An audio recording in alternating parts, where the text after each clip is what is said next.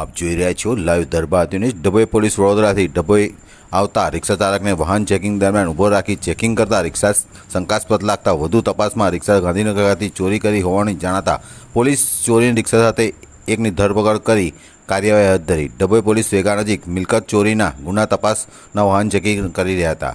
તે અરસામાં એક સીએનજી રિક્ષા વડોદરા તરફથી ડભોઈ તરફ આવી રહ્યો હતો। તે રિક્ષા ચાલકને ઊભી રાખી પેપર માંગતા તેની પાસે કોઈ કાગળ મળી ન આવતા વધુ તપાસ દરમિયાન રિક્ષા ગાંધીનગર ખાતે ચોરી કરી હોવાની માહિતી મળી હતી। રિક્ષા ચાલકને નામ પૂછતા તેનું નામ જયેશભાઈ સોમાભાઈ ભોઈ જણાવ્યું હતું। વધુમાં આ રિક્ષા ચાલક ગાંધીનગર વિસ્તારમાં અન્ય એક રિક્ષા ચોરી કરી કુલ 2 રિક્ષા ચોરીના ગુનામાં યુવકની ધરપકડ કાયદેસરની કાર્યવાહી હાથ ધરી છે।